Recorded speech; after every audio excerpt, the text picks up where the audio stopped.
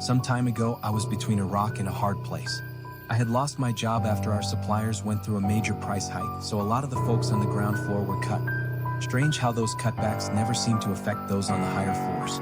I had medical bills to pay, a bad shoulder from years of honest work, and I needed a cash infusion fast. Browsing bulletin boards online and otherwise, I stumbled on a guy who needed help. He needed an extra set of hands to go through some film. It wasn't very specific. I figured he wanted to convert some VHS tapes to digital or something. The ad said no previous experience required and it would take days, maybe weeks. Seemed easy enough, and he was offering a significant paycheck. I met the guy at a gas station just outside of town. He was hard to miss. He was close to 6 feet 8 inches and had this olive oil slick kind of dark hair. He was built like a tank. Even sitting down, you could tell this guy was a monster. I offered him a handshake. It took him a couple of seconds to react. When he finally spoke, he had the voice of a chain smoker, like he was always on the edge of a cough. "You here to help with the film?" he asked. "It seems like easy money to me," I said. "Where we headed?" "Oh, it's not far. You drive." He got in my car but didn't use the seat belt. I buckled up and nodded for him to do the same. It took a couple of seconds, but he figured it out. "You got a name there?" I asked. "And I don't much like calling you big fella." "Herman." Herman it is." He was right about it not being that far.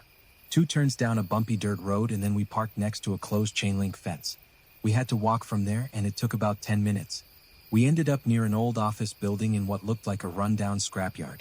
The thing was mostly empty, probably abandoned for years, but there was still power running. Herman opened the door for me and showed me inside. It looked like he had been living out there for a while, using a portable kitchen stove to heat up little strips of squirrel meat and beans. Before we went any further, I turned to him.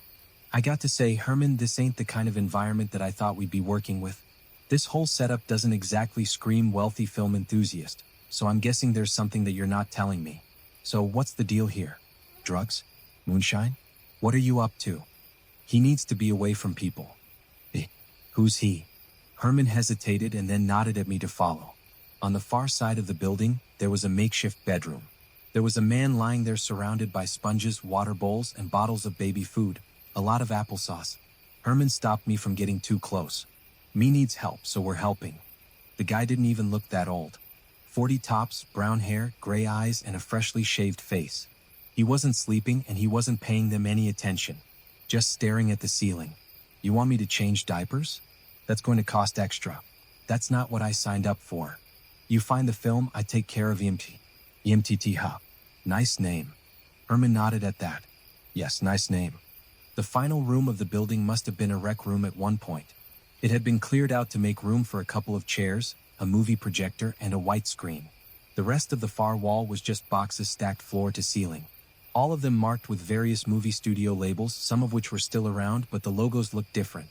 The whole place had this old chemical smell like oil, plastic, and starch. Herman explained the setup. He had gotten a hold of a bunch of film reels, mostly 35mm from the 70s. He wasn't looking to convert it or edit it in any way. He needed help to browse through it and find one particular film. When I asked him what it was about, he was less than helpful. "It's uncomfortable," he said. "You'll know it when you see it." "Are we talking something illegal? Something that I shouldn't see?" "Illegal, no," he clarified. "But something you shouldn't see." It took some time to get the projector up and running. I checked out a couple of sites online and managed to figure out how to thread the film. I was rolling through reel after reel, checking a couple of minutes at a time before I switched to the next. Herman hadn't asked for it, but I made a couple of notes for each reel just to make sure that I cataloged what was what. That way, there wouldn't be any questions about how much work I had done. Most of it was some kind of test footage, scrap scenes from movies that were unknown or never shown, a couple of dialogue scenes from what looked like a thriller, environmental footage from various sports, even a couple of home videos. Pretty sure that I saw Ronald Reagan in one of them. Judging by the number of boxes, I figured Herman had gotten his hands on at least 1,500 miles of footage. At the end of the first day, I was handed my first payment in cash. He didn't ask me to come back at a particular time. He just asked me to get it done. I still wasn't sure what exactly I was looking for, but it was easy money. I went home that day with a stuffed pocket, leaving a list of notes for Herman to review. He didn't though. He spent most of his time taking care of EMTT. Coming home that night, I couldn't help but to wonder what I was getting into. I wasn't kidding myself. There was something less than legal going on here. You don't move out into a half-abandoned building just for privacy. You do it because you got something or someone to hide. I figured it might be a good idea to bring something to protect myself. I didn't have a gun, but I had this flip knife from my home repair days. I went back for a couple of days following the same routine. Check a reel, make a note, skip ahead a bit, check again, go to the next, over and over. My right shoulder started to ache from the minutiae of unspooling and threading the film through the projector. Herman was out for most of the day running errands. He would come back looking like he had been swimming and bringing something along every time. Sometimes food, sometimes supplies, sometimes money. One time he came back with a box of clothes for EMTT to try on. He really was a sort of caretaker for him. Then I found a strange reel. I wasn't sure if it was the right one, but I figured it wouldn't hurt to check with Herman. It was this amateurish clip of a woman in a blue sundress. It was clearly some backstage thing. She was smiling at the camera, rehearsing some lines. Then after a quick cut, she was outside. Her expression had changed and she turned to the camera. I checked the settings. I thought those old 35mm reels didn't have any sound, but it turns out they do. I figured out which button to press, and once I did, I could hear what she was saying. She was standing in the sun holding a paper, and then she looked straight into the camera. "Put the film away," she said. "Please put it away and don't come back." I played it back, hearing her 2 more times. But there was something about her eyes. Something changed with every playback. Like her stare was growing more intense. "Put the film away," it repeated. "Please put it away and don't come back. Please." That last please. Had she said it before? I wasn't sure. I turned the projector off, made a note, and got up to fetch Herman. By the time I reached the door, I heard something. A burst of static. "Please." I ended up showing the reel to Herman. As I did, I couldn't help but feel guilty. It was just a film reel, but it felt like I was hurting someone, like I was on the cusp of committing some cardinal sin. Herman looked at the reel with great interest. The woman repeated her lines, swaying in the sun with her blue sundress. She made the same plea in the same tone, but something felt different. I tried watching Herman rather than the reel, but there was nothing to see. He was stone-faced, and he didn't much care for her emotional display. As the reel ended, he got out of his seat. Right actor, wrong film. He handed me today's payment and mixed, crumpled bills. He asked me to return in the morning. As he wandered off, he told the man in the wheelchair something with a whisper. And for the first time, the man moved. Not much, just a tilt of the head as his eyes looked my way. I don't know how I know, but he smiled. He couldn't, but I felt it. That night, I didn't so much sleep as fall unconscious. Probably the deepest sleep that I've ever had. I imagined myself on that movie set, the hustle and bustle of the 70s. There was an old house by the coast, angry men in white shirts and fire, and that woman with the blue sundress. By the end of the night, I dreamt that she had approached me, putting both hands to my face and licking me in the jaws. Her fingers were so cold. And as she opened her mouth to speak, the jaw kept extending, peeling off her face as a pale, bloodless skull exposed itself to me. "Please," a voice bleeding through dying electronics. I woke up in a cold sweat. I had a new text message from Herman. He asked me to bring some spare clothes, whatever I could find. I had a box of my aunt's old stuff. I brought the box with me, deciding I might as well get the day over with. "I got a good feeling about today," I said to Herman. "I think we'll get it." He wasn't much for small talk. He agreed and returned to the bedridden man's side. I found a couple more reels from what seemed like the same company. I recognized some set pieces and a couple of people. And then there she was. It was a shorter reel simply marked Dawn. She wasn't wearing her blue sundress anymore. It must have been shot earlier. She had a colorful shirt and fancy pair of jeans. "Hello," she cheered. "I'm Dawn, or Miss Anderson if you're polite. I'm 5 feet 4 inches, 112 pounds, and I'm an absolute darling." It was some kind of casting reel. As I leaned back in my seat, she relaxed her shoulders a bit. She dropped the act with a sigh, letting her face rest. "You need me to do the monologue again." There was a discussion off-screen. Meanwhile, the film kept rolling, centered on Dawn. "Hey you," she said, looking straight into the camera. "Hey," I said back. It wasn't a conscious decision. She just had the kind of face that you wanted to say hello to. "Didn't I see you the other day?" she asked. "Are you still there?" I didn't respond. I just watched as her cheery demeanor faded. The background chatter was gone, leaving only her and the camera. She shook her head ever so carefully, and when she spoke, the camera barely picked it up. "Please don't do this." The reel clicked, snapping me back to attention. It felt like waking up for a second time. I got out of my chair to walk it off, only to notice Herman standing by the door. Right person, wrong film. "So, it's something about this woman. That's what I'm looking for." "Yes." He dropped the box that I had brought. I took a few things. He placed a couple of extra bills in the box, almost doubling what I was owed for the day. The man didn't seem to have any sense of money's worth. As the rain kicked up, I decided to do a little overtime. I looked through the boxes to see if I could find any other reels marked with Dawn or Anderson. Took me a while, but there was one more. It was marked with her name and the word talent in a rough sharpen. I set the reel up, checked the sound, and clicked it. She was on a stage this time, panting for air. "Very good, Dawn," said a man off screen. "You've got the part. You'll be the queen." She laughed, spun, and clapped. The men excused themselves, leaving her on stage. For a few moments, it was just her and I, and then she looked at the camera. "Excuse me," she said. "It's a bit cold. You have something that I can borrow?" She waved at the camera. "Hello," she sang. "You there?" "Me?" "Yes, you," she said. "I don't see anybody else around." "All right," I said. "If you're listening, let's hear you say Clinton was president." I figured I was just talking to a recording, but she just made it look so natural. "All right, you got me." She laughed. "You got me there." The reel clicked and ended. I stretched my legs. I went to go see Herman when I felt something in the room. The hair on my arm stood up as a chill tickled the back of my head. There was a click as the reel started to roll again. "Sorry? If you can get me something for the cold, I'll say the thing." I turned back to the screen. There she was, closer to the camera now. I leaned back and picked up the first thing that I could fetch from my aunt's box of clothes. A blue cardigan. Like this?" "Sure," she said. "I like the color." I approached the screen, clutching the fabric like a lifeline. The electricity in the air made my eyes water. I got closer, holding out the cardigan like I was feeding a slice of meat to a tiger. It got so bright that I had to close my eyes. Something lightened from my hand as a cold finger touched it. "Thank you," said a calm voice. "But I'm dying to know." I backed away, shielded my face, and looked up. Through my teary eyes, I saw the woman wrap herself in something blue. And despite the vague colors and the struggling lights, I could see her smile. "Who's this Clinton fella?"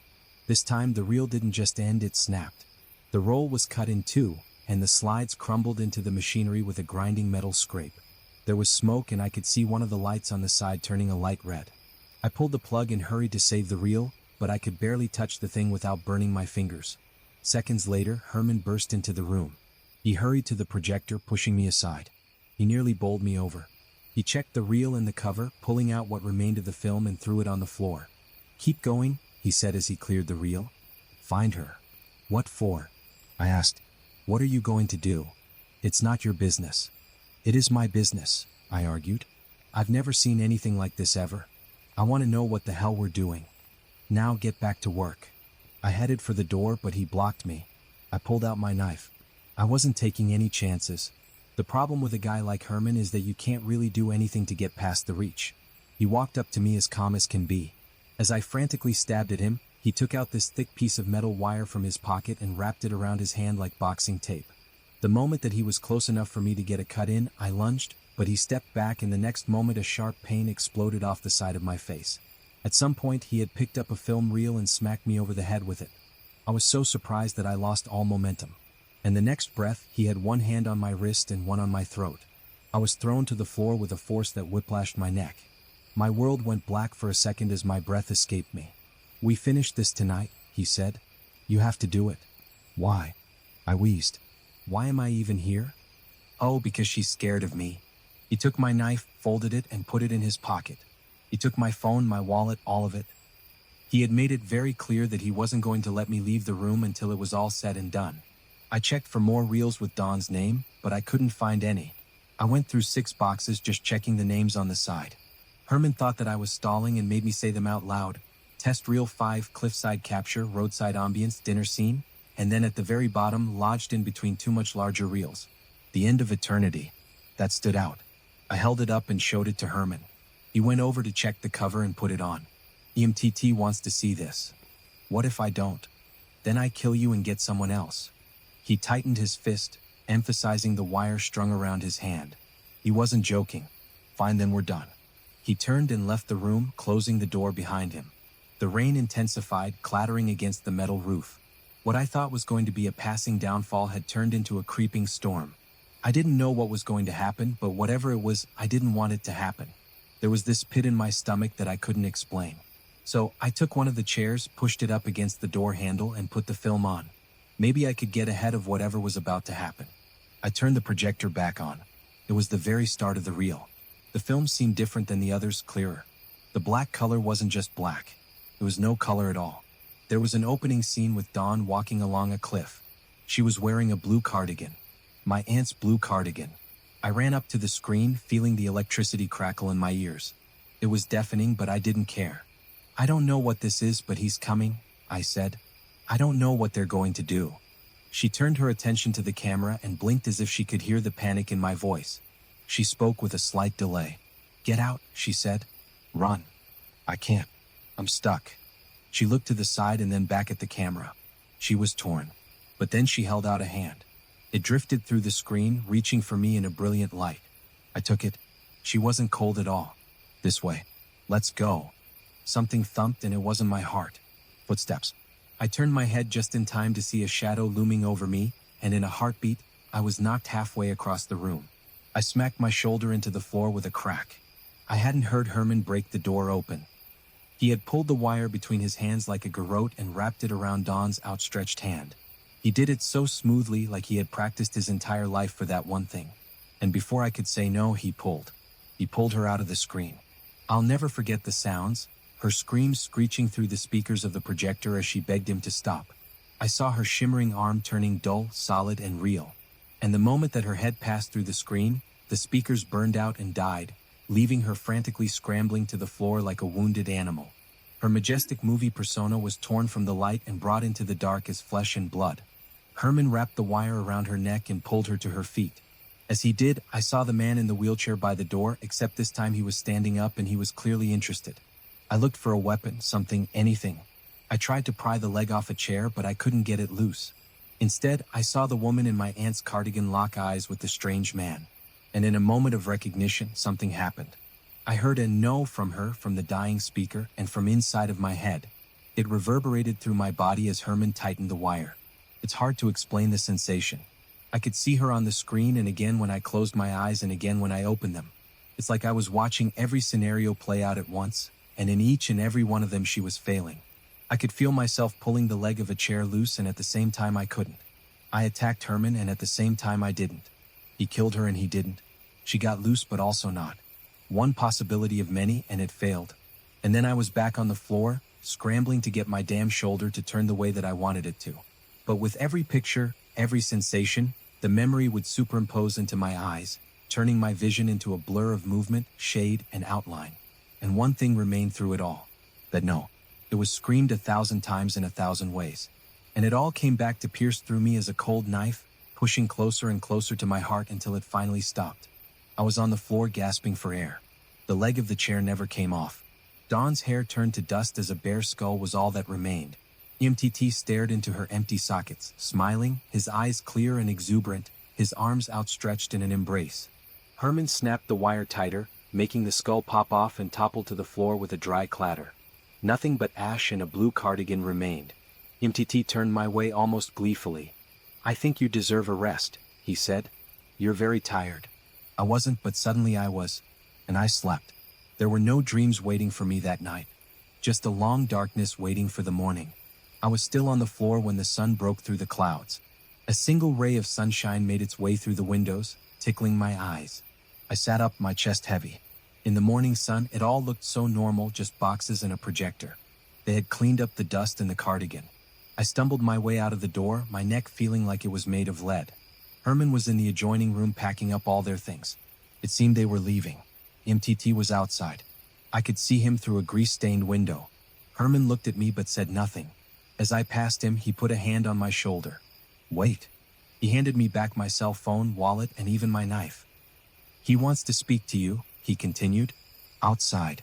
MTT was out in the morning light doing a little dance. It looked like a waltz. He was in a fantastic mood, snapping his fingers and tapping his feet. His smile didn't fail him as he turned to me. "A morning, a splendid day, wouldn't you say?" I unfolded my knife and held up a hand, silently, asking him to keep his distance. "Dawn," I said. "What did you do?" "You mean the actress?" He laughed, twirled a little, and then returned his focus to me. "Oh, she died almost 30 years ago. There are plenty of articles about it. There really is." Now about your payment. I don't have any money for you, but let's see what we can do. He pondered for a moment, looking at my knife. Maybe I should remind you of that lottery ticket in your wallet. You must have forgotten about it. I think it is quite the jackpot. There's no lottery ticket in my wallet. Are you sure? I was sure, but now that he mentioned it, I wasn't. I had bought a couple in the past and maybe one stuck around. It was an alien feeling, like I was equally sure of two things at once, that I had one and that I hadn't. But looking at my wallet, there it was. It was one of those scratch-offs, not a lottery one. You should scratch it. You have a knife after all. Or I could cut you. I could do that too. I just stared blankly at my wallet for a second, trying to figure out if I really was this forgetful. And then EMT pushed past me as if he knew I wasn't going to cut him. He turned to me a final time. It's going to be a wonderful day. Enjoy it while it lasts. The last thing that I saw of them was Herman dropping a box to the ground and then tossing a film reel into it. MTT came around with his hands in his pockets, and in the blink of an eye, the box was on fire. It made my head hurt, and I could almost hear the reel of the film still going in my head. I walked away. I got in my car and I scratched my ticket. $825,000 super jackpot. I want to say that I called the police or that I told everyone I knew about this, but honestly, I didn't. There was nothing that I could say that anyone would believe, but that ticket was something real, something that you could touch and use. It was enough to convince me that whatever I had felt or seen was something that I could try to forget. It's been some time since that night. I did look up the articles about Dawn Anderson, and it's true. She died in the 90s, not long after giving birth to her one and only son. It was described as a freak accident, some kind of allergic reaction to a moth infestation in her home. I've since gotten back on my feet. This kind of money can get you pretty far. Not far enough to retire, but far enough to ease the worries off your shoulders for a while. I could start my own business and get a decent place to live, pay my medical bills even. I've never told anyone about this in real life, and I don't think I ever will. Even now, I still feel this intense guilt, and I don't even know why. I don't think I'll ever truly understand. I think at the end of the day, I was just meant to do a job and go on my merry way. Or perhaps I wasn't meant to be there at all. Maybe no one was. I now live in a quiet suburb, running a small business doing appliance repair. I still do some of the less than legal side jobs, but only for people I trust. The money is good and the work is simple. It helps me focus on the present, not the past. But the past isn't quiet. The money bought me silence and comfort, but it didn't buy me peace. The dreams started coming back about 6 months after I left the scrapyard. Not nightmares, but dreams of being on a movie set. Always the 70s, the same cast of background extras, the same costume designer, the same lighting crew. I was invisible, just watching. I would see Dawn Anderson happy, vibrant, and alive before the tragedy. I would see her rehearsing a scene, laughing with the director, completely unaware of the fate that was waiting for her. The dreams felt like a documentary, like I was being forced to witness her history in perfect, agonizing detail. And every time I would see MTT. Not the man from the scrapyard, but a younger version, often in the background, a prop master or a set runner, always watching Dawn with the same unnerving intensity. He wasn't sickly then. He was just a young man blending in. I woke up every morning with an overwhelming sense of guilt by association. I hadn't caused her death, but I felt like I was the only one who knew the final, hideous moments of her existence. The guilt wasn't just internal. It began to manifest physically. I found myself obsessively looking through the boxes of junk I'd inherited from my aunt. I found a blue cardigan, the exact one I had handed to Dawn through the screen. It was stained, faded, and smelled faintly of old chemicals and a subtle, floral perfume. I realized the implications. The physical garment had been pulled through the film and back into reality. I took the cardigan to a specialized textile cleaner in the next county, claiming it was an antique prop. The cleaner noted that the garment's fiber composition was bizarre, a mix of modern synthetic and an archaic organic material that shouldn't have been combined. The fibers themselves seemed to resist normal cleaning. They retained a strange, residual energy. I didn't stop there. I went back to the old scrapyard weeks later, driving carefully down the bumpy dirt road. The chain-link fence was gone. The old office building was gone. The entire area had been leveled, nothing left but fresh, black earth and a few scattered weeds. The place where the unspeakable had occurred was now pristine, erased. But I found something.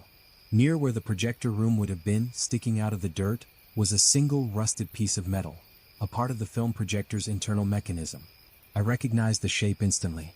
It was the part that had broken and smoked when the reel snapped. I dug it out and brought it home.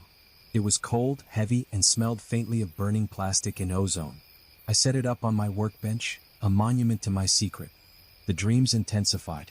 They began to loop, not just showing Dawn's life, but showing the making of the very film reels I had scrolled through.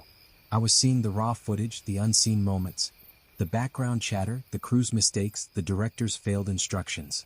It was the ultimate director's cut, and I was the only audience. One night, the dream focused on the talent reel. Dawn was on stage, receiving the news that she got the part of the Queen of the Black Sands. The male co-writer, who had previously been off-screen, stepped into view. It was EMTT. He was younger, vibrant, and wearing a quiet, unsettling smile. He wasn't sick, but he had the same intense eyes. He looked at Dawn with a proprietary gaze that was chillingly familiar. EMTT wasn't just a sick man being cared for by Herman. He was the original director or co-writer of the film. His sickness was somehow tied to the film's existence. The dreams weren't just passively showing me the past. They were a form of information transfer. Herman and EMTT hadn't just been looking for a film.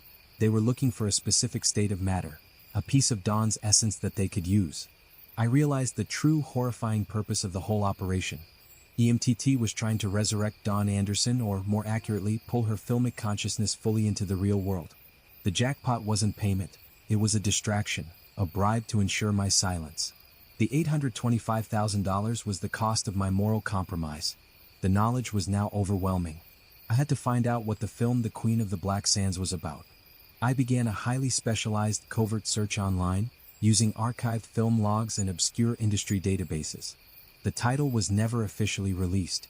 It was a canceled project. I found a digitized script fragment. The plot was surreal and complex, dealing with a desert queen who could manipulate time and life using sand and shadows.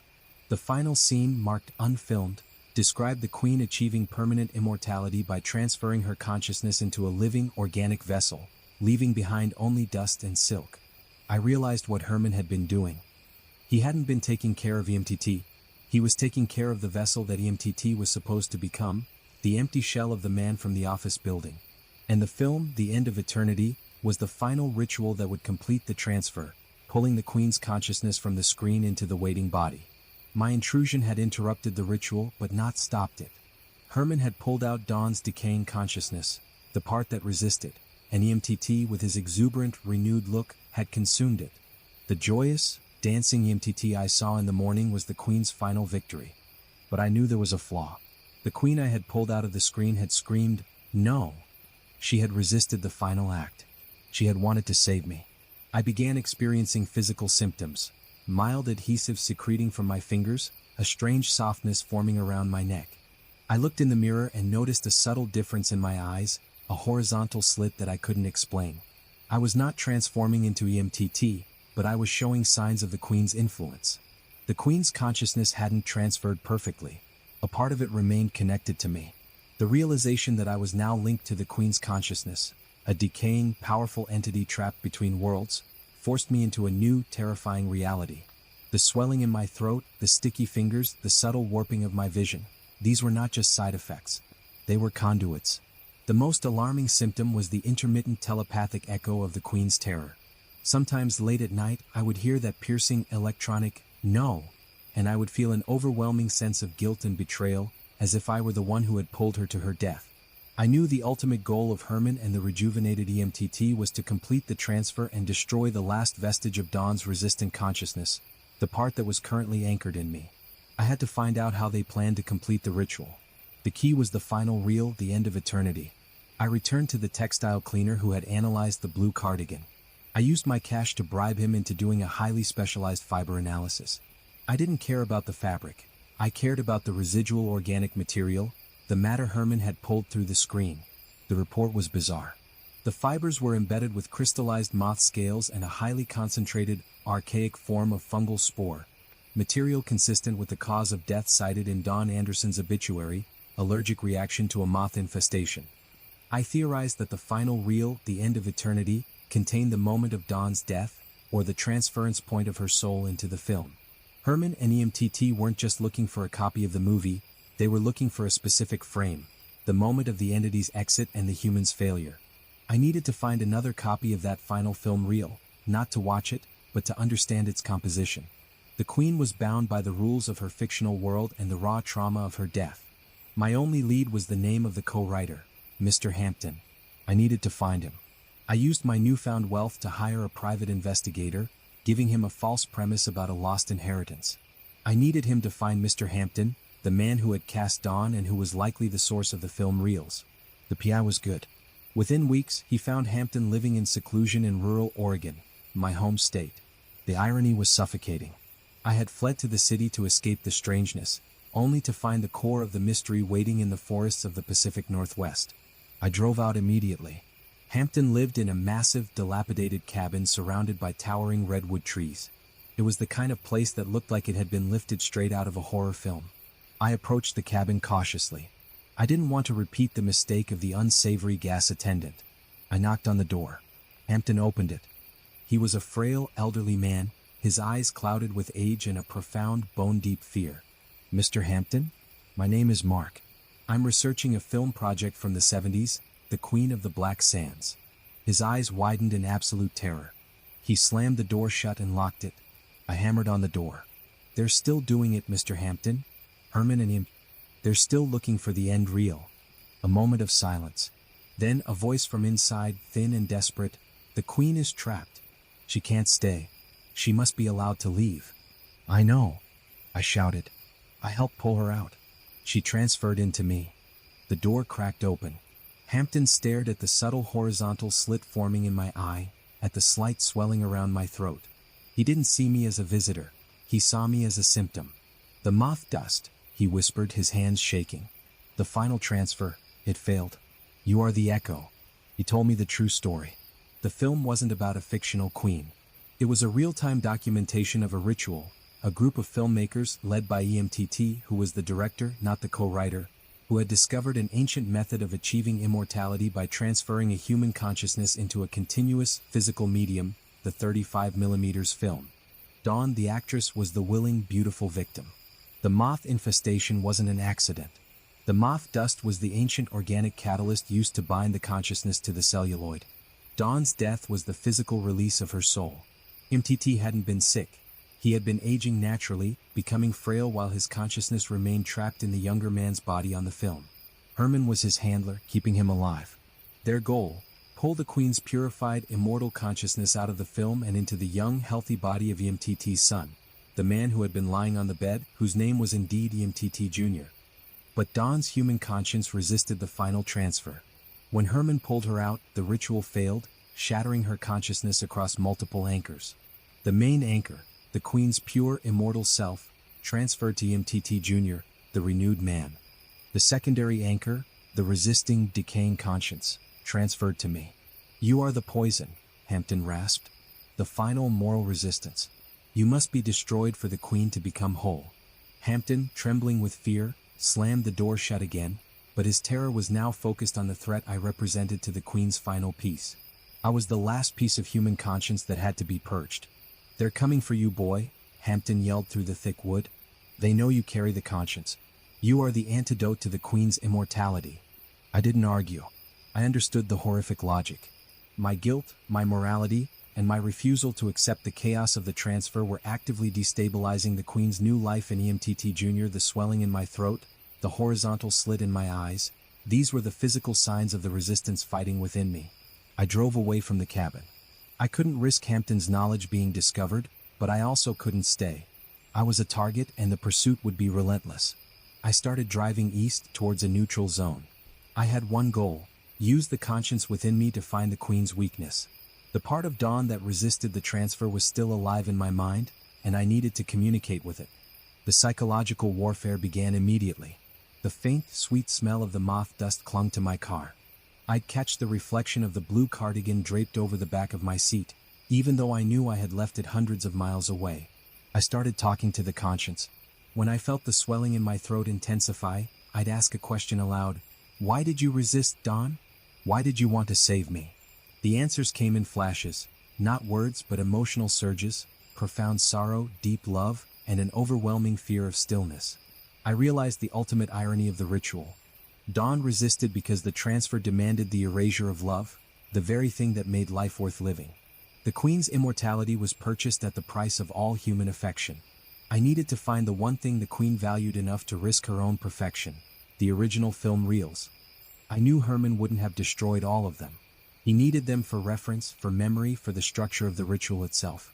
The original boxes had been marked with studio labels, suggesting they were stored in a known, predictable location, a place the original EMTT, the director, would have used for storage. I drove straight for Los Angeles, toward the largest film archives in the country.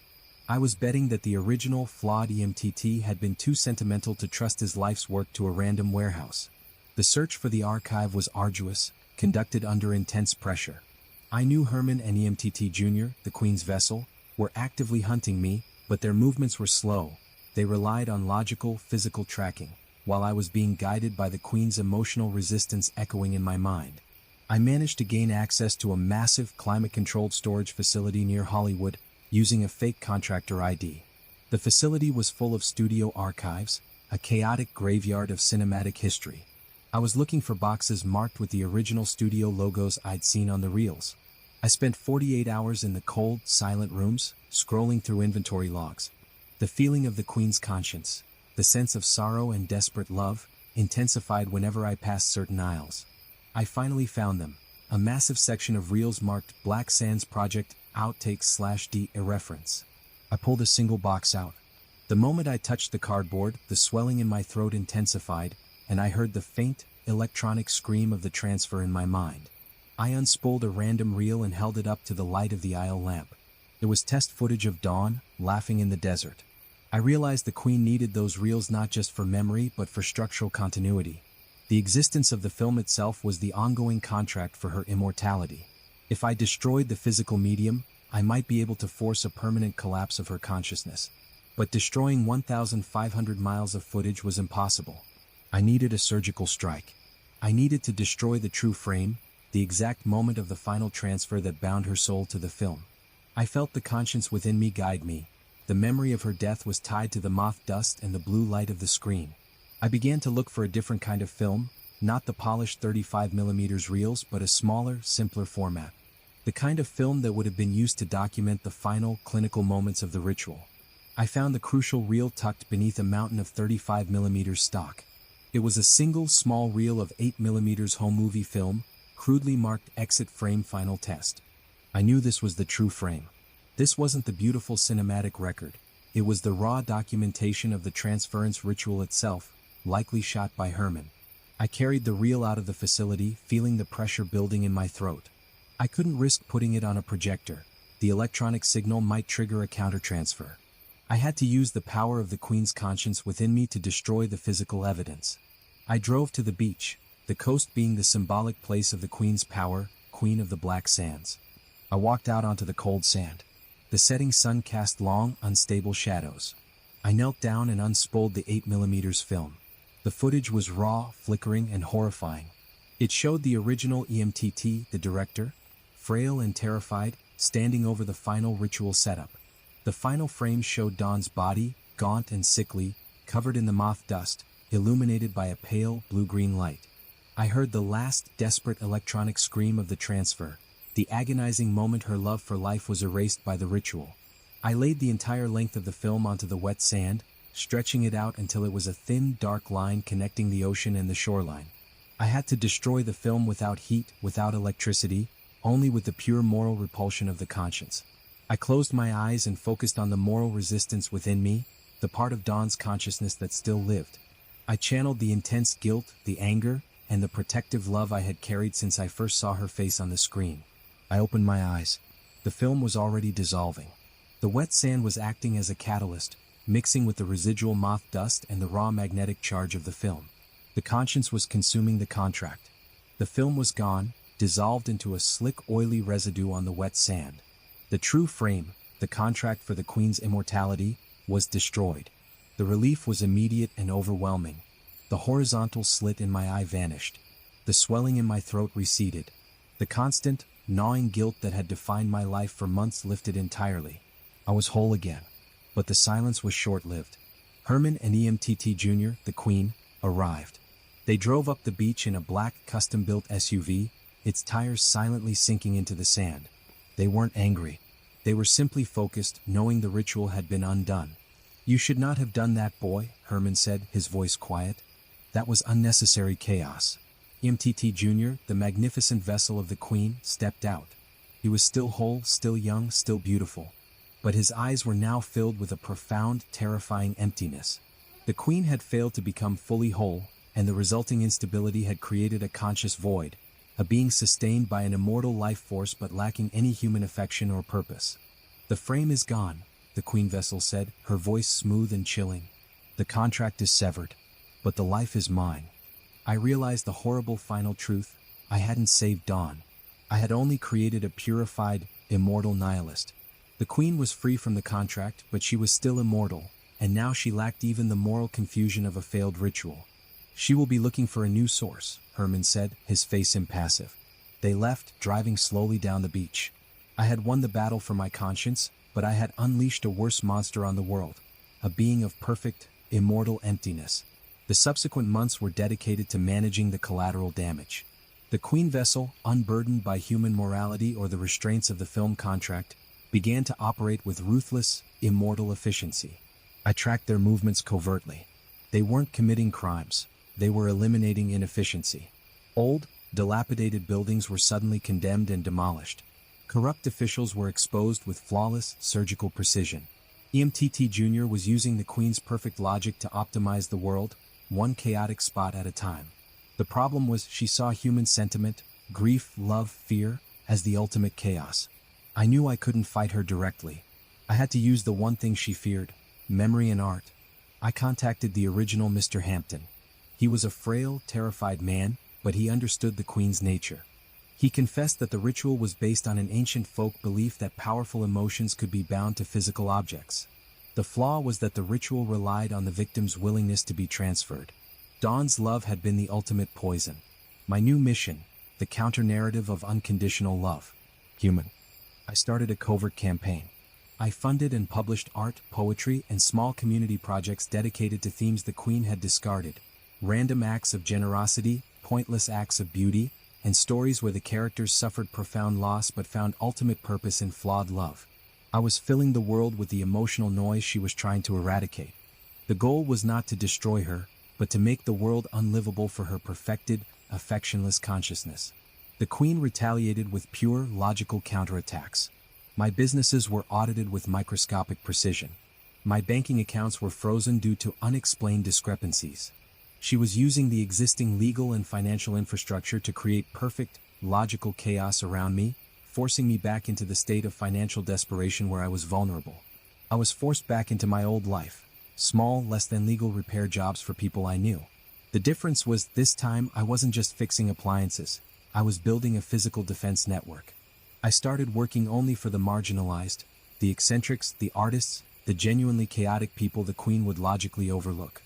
I fixed their appliances for free, created strong, anonymous networks, and used my construction skills to fortify their homes with hidden rooms and secure communication nodes. I was building a network of human inefficiency. I realized the ultimate flaw in the Queen's armor. She was dependent on predictability. She required the structure of financial systems, legal codes, and scientific data to operate. She could not comprehend, and therefore could not counter, random acts of kindness or illogical forgiveness. My survival now hinged on my ability to maintain economic and emotional chaos in my own life, while building a network of unpredictable allies. I had become the anti-exorcist, fighting not to cast out evil, but to protect the right to be broke, messy, and loved. The final confrontation was internal, triggered by a profound act of forgiveness. One of my former clients, an elderly woman named Mrs. Petrov, had hired me for a repair job. When I finished, she insisted on giving me a massive, old, worn Bible that had been in her family for generations. "It's time you had this, dear," she said. "You're a good boy."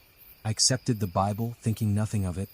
But the next day, I found a small, handwritten note tucked inside the pages, detailing the history of the moth dust ritual, the ancient folk belief system the Queen had bastardized. The note detailed the ultimate vulnerability of the transferred consciousness: unconditional forgiveness.